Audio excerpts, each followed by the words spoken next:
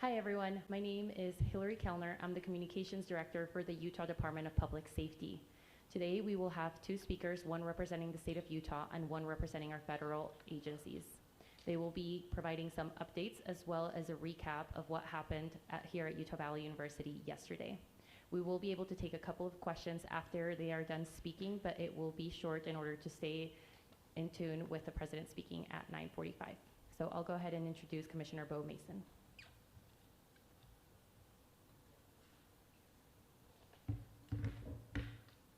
Good morning.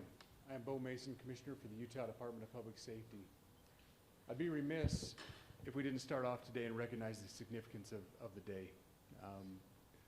Historically on 9/11, law enforcement has come together as a group to recognize and honor those that sacrificed to preserve the ideals of this country, the freedoms of this country. And instead we find ourselves today hunting a murderer who chose to violate our rights, the rights of an individual within this country. Just to recap yesterday's events, at around 12:20 p.m., political influencer Charlie Kirk was at Utah Valley University participating in a student-sponsored event with Turning Point USA.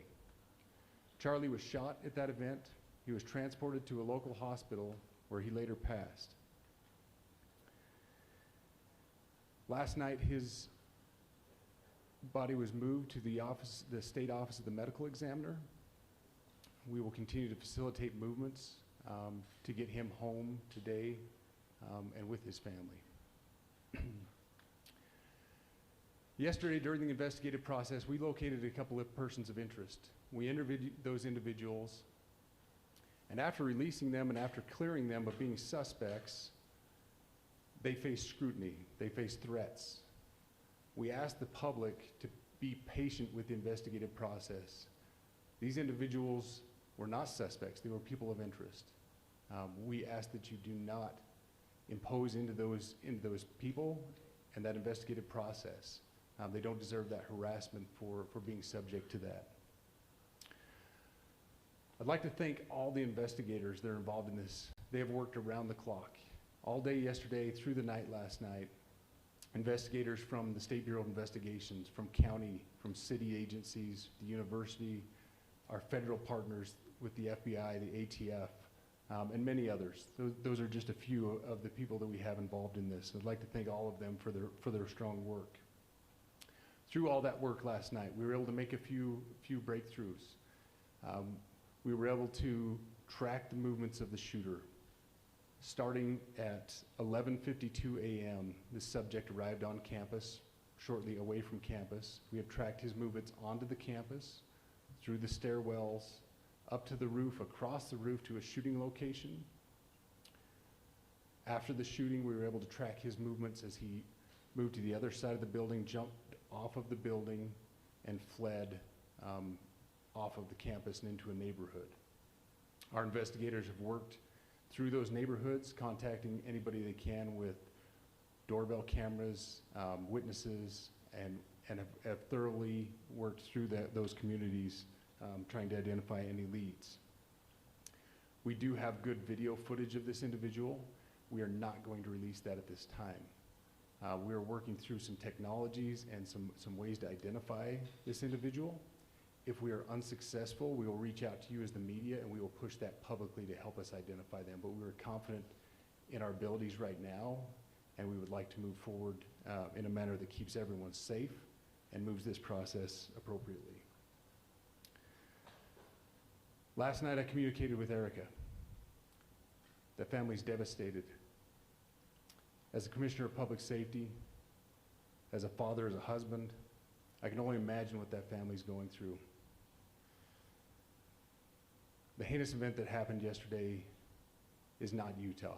This is not what we're known for. Over the past several weeks, we've seen this state come together to help families in mourning, come together as a community to show what Utah is known for a state of character, of service, of camaraderie, of a neighboring feel. We will not stand for what happened yesterday. We are exhausting every lead. We have every officer invested in this, every investigator, every local agency. The outpouring of support from the law enforcement community has been astounding. We are investing everything we have into this, and we will catch this individual. Having walked through the crime scene, through the hallways of this school, through the classrooms, I can't imagine what the people on scene felt as well. A horrific event where some of them barricaded in classrooms, some of them ran in fear. Can't overstate the tragedy and the horrific event that yesterday was, and how we will work to bring to justice the actions of one individual or any other individuals that assisted in that. Our state has gone through a lot, and we will come out successful. With that, I'll turn the time over to Special Agent Bowles. Charge. Good morning. My name is Robert Bowles, and I am the Special Agent in charge of the Salt Lake Field Office.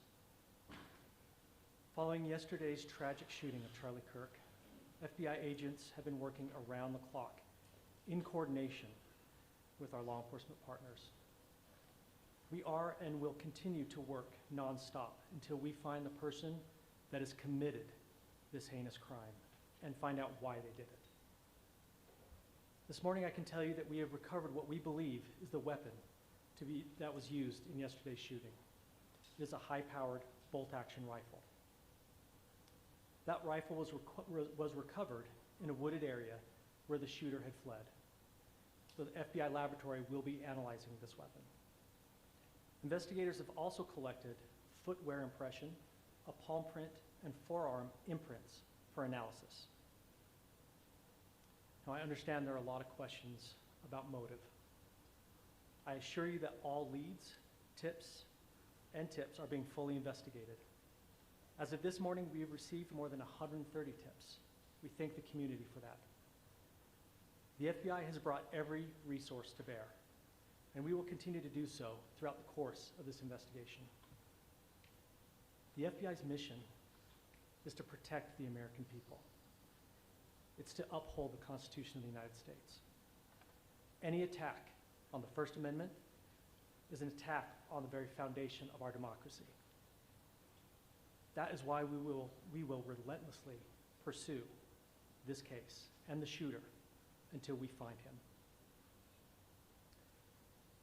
We also continue to grieve with the family and the community. It's our community.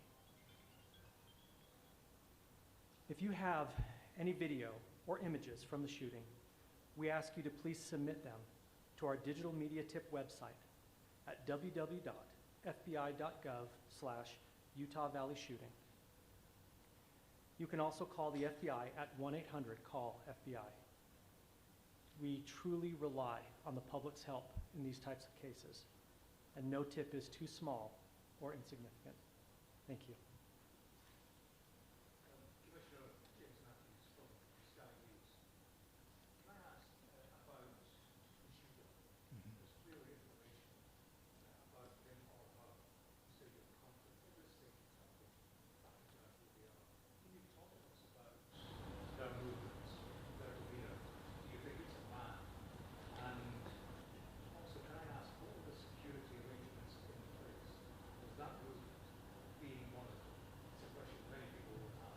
Absolutely. So what I'll release about the suspect is suspect blended in well with a college institution. We're not releasing many details right now, and we will soon, but right now we're not. But that individual appears to be of college age. We are confident in our abilities to track that individual. If we're unsuccessful in identifying them immediately, we will reach out for the public's help and the media's help in pushing those photos. That was a new development overnight, working through the night, studying those cameras. So that's something that's new and that we're working through right now. As far as the security, I cannot speak to that.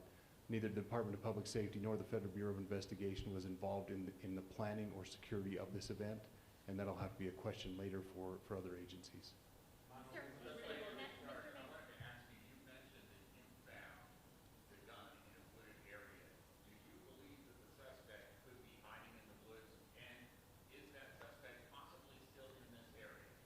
So that's a good question, and it's a question that goes to the safety of the community, right? No, not in those woods. We've walked through those woods and secured it. As to the community, I can tell you that this was a targeted event. We don't believe that the community is at risk. However, we are exhausting every resource to find him, and we will do so. Special Agent Bowles, Dennis Helping with the BBC. From the images you have, can you see clearly the suspect's face? You say he's college age. Do you believe he was from this university? And how far do you think he may have gone in this time span?